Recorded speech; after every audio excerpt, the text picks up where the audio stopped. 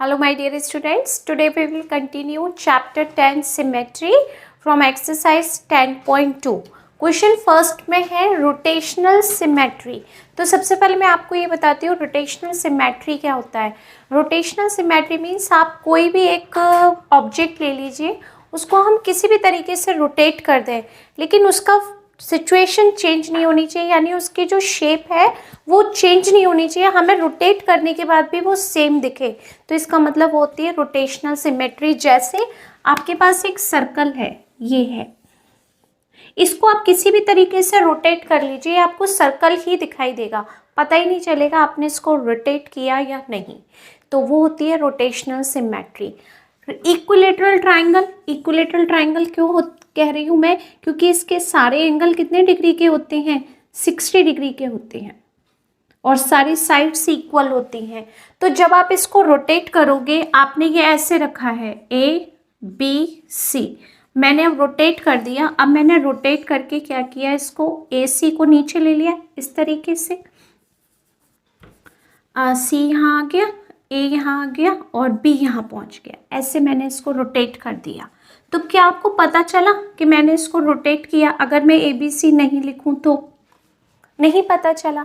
यानी कोई भी शेप ऐसी जो रोटेट करने के बाद आपको आइडिया ही नहीं लगे कि हमने उसको रोटेट किया है, वो होती है रोटेशन सिमेट्री। अगर जैसे स्क्वायर है, ये स्क्वायर, स्क्वायर की 4 साइड्स इक्वल होती हैं, आप इसको कैसे भी रोटेट कर लो, आपको हर सिचुएशन में सेम ही दिखाई देगा, तो आपको पता ही नहीं चलेगा ये रोटेट हुआ। तो इसका मतलब ये हो गई रोटेशनल सिमेट्री। अगर हम कभी, जैसे आपने कहा रेक्टेंगल, मैम ने ये लिया है तो रेक्टेंगल भी ले लेते हैं। रेक्टेंगल आपको आइडिया लग जाएगा, क्यों? क्योंकि रेक्टेंगल में अपोजिट साइड्स इक्वल होती हैं। अगर मैंने इसको एक बार रोटेट किया तो अभी ये हॉरिजॉन्टल कंडीशन में है, फिर ये इस तरीके सिचुएशन में आ जाएगा, तो ये रोटेशनल नहीं हुआ।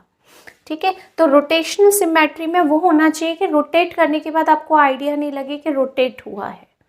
फेस मतलब उसके जो क्या है, कंडीशन चेंज नहीं होनी चाहिए। जैसे इसकी कंडीशन चेंज हो गई तो इसका मतलब ये रोटेशनल सिमेट्री नहीं है। कि अब रोटेशनल सिमेट्री आपको अगर क्लियर हो गई है तो एक्सरसाइज 10.2 का क्वेश्चन नंबर 1 बिल्कुल क्लियर हो जाएगा आपको। ठीक है, कैसे? Tell whether each figure has rotational symmetry और नॉट, यानी आपको यहाँ पर बताना है कि इसमें कौन सी सिमेट्री रोटेशनल है और नहीं है। क्या ये रोटेशनल सिमेट्री है?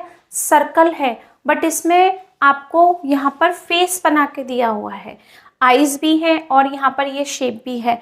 जब आप इसको रोटेट करोगे ना तो इनकी जो कंडीशन है वो चेंज हो जाएगी, इनकी जगह चेंज हो जाएगी, और जैसे इसकी जगह चेंज होती है तो इसका मतलब ये रोटेशनल सिमेट्री में काउंट नहीं होगा। इसका मतलब ए रोटेशनल सिमेट्री नहीं है। जो काम मैंने आपको रेक्टेंगल में बताया था वही यहाँ पर इस शेप में भी आएगा। ये ट्रेपीजियम दिखती है, अपोजिट साइड्स पैरेलल है, 2 साइड्स नॉन पैरेलल है। जब आप इसको रोटेट करोगे तो इसकी शेप सेम नहीं रहेगी, चेंज हो जाएगी, तो इसका मतलब ये भी रोटेशनल सिमेट्री नहीं है। पैरेललोग्राम, ये आपको पैरेललोग्राम भी कह सकते हो, ये इसको स्क्वायर भी कह सकते हैं, जो भी इसने सिचुएशन दी है। ये आप जब इसको रोटेट करोगे तो इसकी सिचुएशन सेम चेंज नहीं होगी। ये यहाँ पर है तो ये वाला पॉइंट यहाँ पर आ जाएगा, यानी आपको हर कंडीशन में ये शेप बिल्कुल सेम दिखाई देगी।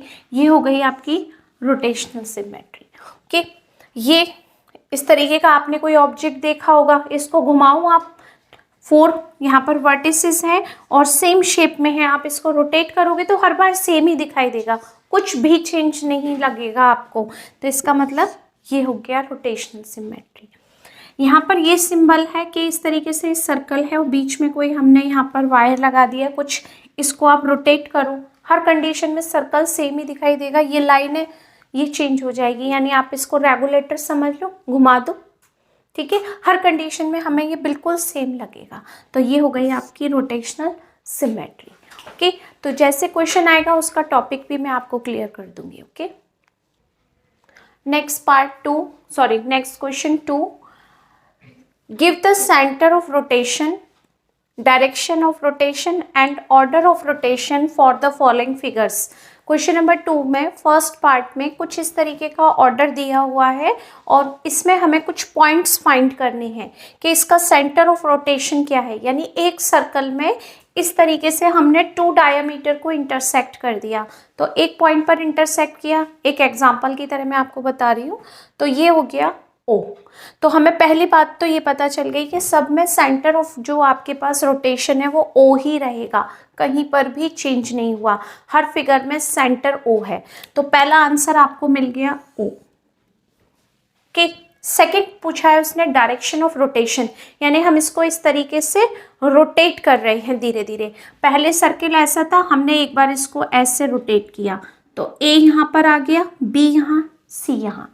फिर हमने इसको फिर से रोटेट किया इस तरीके से, ऐसे घुमाते हैं ना किसी चीज़ को, तो हमने इसको इस तरीके से रोटेट किया।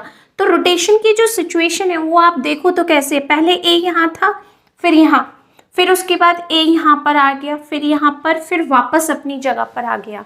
तो ये रोटेशन कैसे हुआ, ये रोटेशन इस तरीके से हुआ, ऐसे। तो ये रोटेशन कौन सा होता है, क्लॉकवाइज। यानी हम डायरेक्शन ऑफ रोटेशन बता सकते हैं कि जब हमने इस सर्कल को क्लॉकवाइज रोटेट किया तो ये सारे जो अल्फाबेट्स थे वो इस तरीके से चेंज हो गए और वापस अपनी जगह पर आ गए फिफ्थ सिचुएशन में।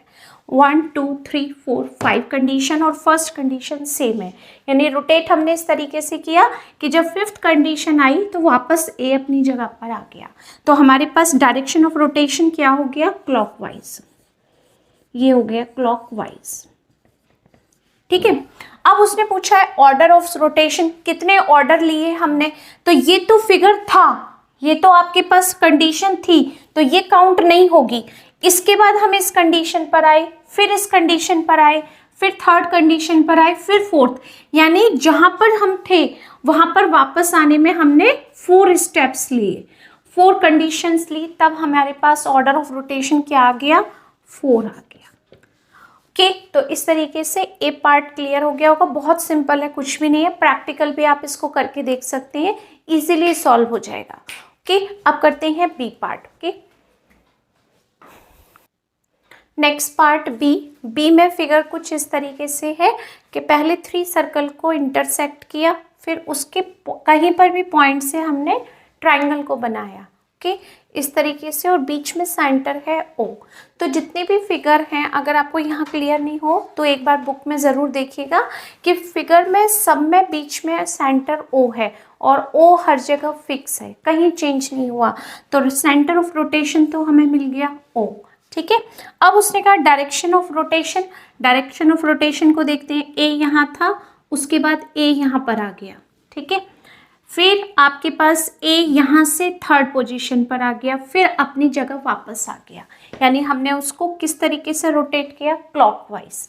तो यहाँ पर जो ये रोटेशन है आपका वो क्या हो गया, क्लॉकवाइज, ठीक है। यहाँ पर हम इसको लिखेंगे क्लॉकवाइज रोटेशन था, यानी डायरेक्शन ऑफ रोटेशन क्या थी, क्लॉकवाइज थी। अब उसने कहा है ऑर्डर ऑफ रोटेशन, कितने ऑर्डर आपने दिए इसमें, ये तो आपके पास फिक्स था, फर्स्ट सेकंड थर्ड, यानी थर्ड जो ऑर्डर था उसमें ये वापस अपनी जगह पर वापस आ गया। तो यानी ऑर्डर ऑफ रोटेशन आपने कितने दे दिए, 3। ओके, तो इस तरीके से हमें ये सॉल्व करना है, बहुत इजी है। अब हम देखते हैं इसका C part. Okay, next part C. Figure इस तरीके से दिया हुआ है, ये भी बिल्कुल सिंपल है कि सबका जो सेंटर है वो बिल्कुल सेम है, ओ और फिक्स है, तो ये मिल गया ओ। अब आपको यहाँ पर डायरेक्शन ऑफ रोटेशन चेक करना है, तो देखिए पी यहाँ पर है, पी फिर आपको इस साइड मिलेगा, उसके बाद पी इस साइड जाएगा, तो यानी पी पहले यहाँ था, फिर उसके बाद यहाँ आ गया, फिर वापस यहाँ मिला हमें इस पोजीशन पर। तो यानी जब ये इस तरीके से आया तो ये कौन सी आपके पास रोटेशन हो गई, कौन सा डायरेक्शन हो गया रोटेशन का, एंटी क्लॉकवाइज, उल्टी घड़ी चला दी। Okay, anticlockwise. Order of rotation 3, 1 2 3, 3 rotation में वापस अपनी जगह आ गया। तो ये हो गया हमारा ऑर्डर ऑफ रोटेशन 3। बहुत सिंपल पार्ट्स हैं, ऐसे ही इसका डी और ई है। ओके, नेक्स्ट पार्ट है इसका ई। ये शेप देख के आपको समझ आ रहा होगा, इसे हम स्वास्तिक कहते हैं। ठीक है, तो ये स्वास्तिक बनाया हुआ है, 5 शेप्स हैं और पहले ए यहाँ था, सेंटर ऑफ रोटेशन ओ है, फिर ए यहाँ पर आ गया but centre of rotation same है, फिर ए की चेंज हो गई डायरेक्शन और ये हो गया ओ। तो आपने इसमें देखा कि सब में ए की डायरेक्शन चेंज हो रही है बट ओ वहीं पर है, तो सेंटर ऑफ रोटेशन क्या हो गया, ओ। डायरेक्शन ऑफ रोटेशन क्या हो गया, इस तरीके से ऐसे रोटेट हो रहा है, ये ऊपर गया फिर नीचे आया फिर साइड में, तो यानी हमने इसको कौन सा रोटेशन दिया, क्लॉकवाइज दिया। तो ये हो गया आपके पास क्लॉकवाइज रोटेशन। फिर उसके बाद उसने कहा ऑर्डर ऑफ रोटेशन कितने होंगे, ये यहाँ था, ये तो काउंट नहीं करेंगे, इसके बाद हमारे पास कितने ऑर्डर ऑफ रोटेशन हो गए, 4, यानी 4 रोटेशन करने के बाद वापस अपनी जगह पर आ गया। ओके, नेक्स्ट है पार्ट ई। नेक्स्ट पार्ट इसका ई। ओके, वो पहला पार्ट डी था, बाय मिस्टेक ई लिख दिया। अब यहाँ पर ये कंडीशन दी हुई है इस तरीके से, यहाँ पर ये। ओके, अब यहाँ पर जो एक पॉइंट है वो डार्क है और बाकी सारे पॉइंट ब्लैंक है। फिर यहाँ पर ये पॉइंट यहाँ से यहाँ पर आ जाता है, फिर ऊपर जाता है, फिर वापस उसी कंडीशन में आ जाता है। तो ये कुछ कंडीशंस यहाँ दी हैं और इनका सबका जो सेंटर पॉइंट है वो पी दे रखा है इसमें। तो यानी सेंटर ऑफ रोटेशन यहाँ पर अब चेंज हो गया, पी हो गया। किस तरीके से रोटेट हो रहा है, यहाँ था इस तरीके से रोटेट हो रहा है, तो इसका मतलब कौन सा हो गया, क्लॉकवाइज रोटेट हो रहा है। ओके, तो हम इसको क्लॉकवाइज देखेंगे। सेंटर ऑफ रोटेशन कितने हो गए आपके, 4, first, second, third, fourth rotation में ये वापस अपनी जगह पर आता है। तो यानी नंबर ऑफ रोटेशन कितने हो गए आपके पास में, 4। Okay, next question 3, which of the following figures given below have both lines and rotational symmetry. यहाँ पर 4 फिगर्स हैं, 4 में से कुछ फिगर्स ऐसे हैं इसमें जो आपके पास दोनों लाइन है, जिसमें हॉरिजॉन्टल भी लाइन पॉसिबल है और वर्टिकल लाइन भी पॉसिबल है और वो रोटेशनल सिमेट्री भी है। ऐसा कौन सा फिगर है आपके पास में, ये चक्र आपने देखा होगा गोल। ओके, तो ये जो है आपके पास रोटेशनल सिमेट्री भी है और ये आपके पास में दोनों लाइन की सिमेट्री है, वर्टिकल और हॉरिजॉन्टल। क्यों, क्योंकि ये सर्कल की शेप में, आप देखो इसको कैसे भी रोटेट कर लो आपको आइडिया ही नहीं लगेगा कि हमने इसमें क्या किया। ठीक है, तो ये हो गया आपके पास रोटेशनल सिमेट्री और horizontal and vertical symmetry. Okay, यहाँ पर ये फिगर दिया हुआ है, इसे हम एंकर बोलते हैं। ओके, तो ये फिगर है, इसमें कोई भी सिमेट्री पॉसिबल नहीं है। क्यों, क्योंकि अगर आप इसको वर्टिकल करोगे तो पॉसिबल है, लेकिन अगर हॉरिजॉन्टल करोगे तो पॉसिबल नहीं है। तो इसमें सिर्फ एक ही काम आएगी, अगर हम इसमें ये वाली लाइन ड्रॉ करेंगे वर्टिकल, तब तो ये सिमेट्री है, लेकिन उसने दोनों लाइन के बारे में बात की तो ये फेल। अब हम देखते हैं क्या रोटेशनल सिमेट्री है, नहीं है, क्योंकि अगर हम इसे रोटेट करेंगे तो इसका रोटेशन चेंज हो जाएगा, इसकी शेप चेंज हो जाएगी। तो यानी यहाँ पर बी पार्ट कैंसिल। ये रोटेशनल सिमेट्री है, बिल्कुल है। स्टार पता ही नहीं लग सकता आपको, ये स्टार शेप है, अगर आपको किसी भी तरीके से इसको रोटेट करो तो पता ही नहीं चलेगा हमने रोटेट किया। और सेकंड, यहाँ पर हॉरिजॉन्टल और वर्टिकल यानी जितने इसमें वर्टेक्स हैं उतनी लाइन इसमें सिमेट्री पॉसिबल है। ओके, तो ये पॉसिबल है। ये एक लीफ है, ठीक है, तो अगर आप इसको देखेंगे तो इसमें सिर्फ एक ही लाइन है, दोनों साइड की डिज़ाइन भी चेंज होती है कई बार हमारे पास, तो इसमें भी कुछ भी पॉसिबल नहीं है। तो सिर्फ ए और सी पार्ट है जिसमें हम बोथ लाइन सिमेट्री लगा सकते हैं और रोटेशनल सिमेट्री लगा सकते हैं। Okay, next question 4, right 2 letters of English alphabet which have 2 lines of the symmetry. Previous video जो 10.1 का था उसमें मैंने आपको पूरे अल्फ़ाबेट्स में बताए थे कि कितने अल्फ़ाबेट्स में 1 लाइन सिमेट्री है और कितने में 2 लाइन सिमेट्री है। ठीक है, तो उसी में से आपको 2 लाइन सिमेट्री आप देखेंगे तो आइडिया हो जाएगा। मैं आपको बता देती हूँ, 2 अल्फ़ाबेट्स ओनली उसने 2 लेटर्स के लिए कहा है। तो एक तो है आपके पास X और एक है आपके पास में H। X को आप हॉरिजॉन्टल करो वर्टिकल करो दोनों में सिमेट्री है, H को आप वर्टिकल करो हॉरिजॉन्टल करो दोनों में सिमेट्री है। ओके, नेक्स्ट है write one letter of the English alphabet which has infinite lines of symmetry. ऐसा कौन सा अल्फ़ाबेट है जिसमें इनफाइनाइट लाइन्स आती हैं? तो वो सिर्फ आपके पास है ओ, क्योंकि ओ की जो शेप होती है वो सर्कल की शेप होती है और सर्कल में हम इनफाइनाइट लाइन्स ऑफ सिमेट्री का यूज़ करते हैं। ओके, तो 4 और 5 क्वेश्चन बहुत ईजी थे, ये आप देख लीजिएगा। इसके लिए आप 10.1 का एक वीडियो देखिएगा, उसमें ये क्लियर हो जाएंगे आपको। Okay, next question 6, draw a quadrilateral which has no lines of symmetry. आपको एक क्वाड्रिलेटरल ऐसा बनाना है जिसमें कोई सिमेट्री पॉसिबल ना हो। स्क्वायर को भी हम क्वाड्रिलेटरल बोलते हैं, रेक्टेंगल को भी बोलते हैं हम, ओके, रोम्बस को भी बोलते हैं, काइट को भी बोलते हैं, ये सारे क्वाड्रिलेटरल ही होते हैं। लेकिन हमें ऐसा क्वाड्रिलेटरल बनाना है जिसमें सिमेट्री पॉसिबल नहीं हो। तो कोई भी फिगर हम जो सही तरीके से नहीं पॉसिबल हो उस तरीके से बना लेते हैं, या इसको हम और थोड़ा सा कर देते हैं, ये कर देते हैं ऐसे। तो इसमें कोई है 4 साइड, 1 2 3 4 साइड, इसको स्ट्रेट करते हैं। ठीक है, ये बना दिया। ठीक है, तो इसको बनाने के बाद इसमें कोई भी सिमेट्री पॉसिबल नहीं है, 4 साइड्स हमने बना दी। ओके, ये आपको 4 साइड के लिए मैंने साइन दिया था। आप ऐसा फिगर बना सकते हो जिसमें कोई भी क्वाड्रिलेटरल पॉसिबल नहीं होगा। नाम भी लिख देते हैं A B C और ये D।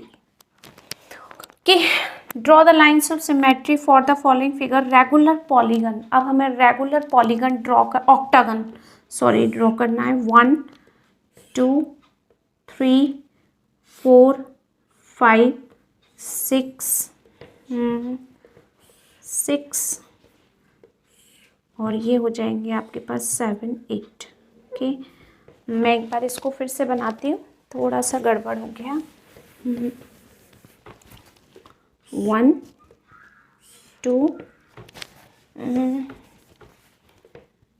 2 3 4 5 6